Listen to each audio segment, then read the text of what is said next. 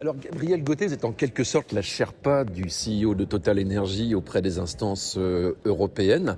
Alors, ce qu'on peut rappeler peut-être en préambule, c'est que Total a déjà une certaine expérience, et même sur plusieurs décennies, par rapport à l'hydrogène. Oui, Total est à la fois un gros consommateur.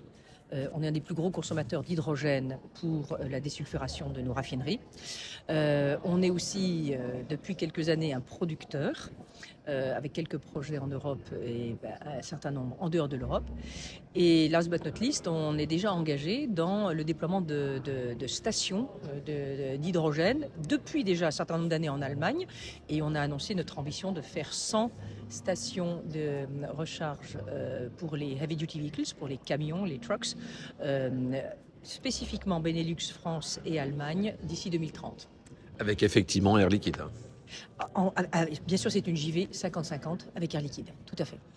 Alors, votre rôle ici en Belgique, donc c'est essentiellement auprès de la Commission européenne et à Bruxelles, bien sûr. Oui, mon rôle, c'est... je suis là depuis 2 ans.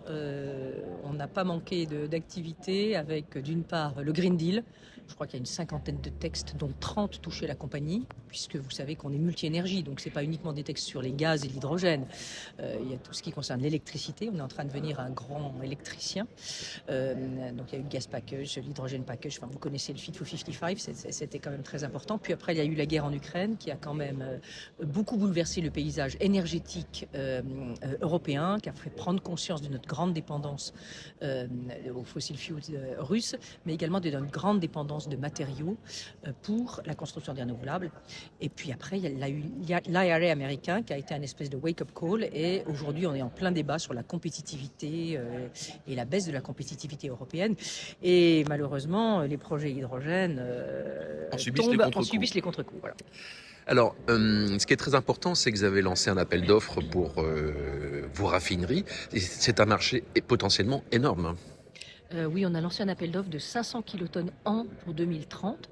C'est à peu près les besoins pour nos raffineries en Europe. Vous savez qu'on est on veut maintenir un outil industriel en Europe.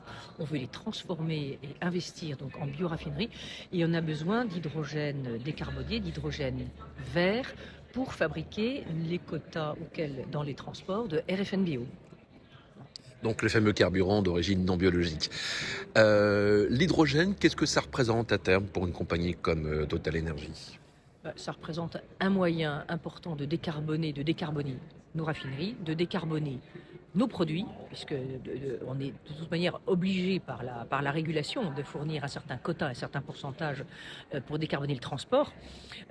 Donc ça représente, c'est un produit indispensable de décarbonation de l'industrie et des transports. C'est fixé par la réglementation aussi. Alors maintenant, nous, on essaye de jouer notre part pour dérisquer et faire émerger la demande. Cet appel d'offres est un formidable quand même... c'est un levier. Un levier pour essayer enfin de faire émerger une demande solvable en Europe. Alors maintenant... les challenges, comme je le disais aujourd'hui, sont quand même nombreux, entre une réglementation qui n'est pas harmonisée, qui est trop stricte parce que nos électrolyseurs ne sont pas remplis par de l'énergie renouvelable. On n'a pas assez d'électricité renouvelable. Le prix de l'hydrogène est grandement dépendant du prix de l'électricité. Bien évidemment, ça dépend aussi du prix des électrolyseurs. Et là, il y a un challenge pour avoir des électrolyseurs at scale, c'est-à-dire qui sont importants, qui tiennent dans le temps. Il y a aussi un challenge industriel.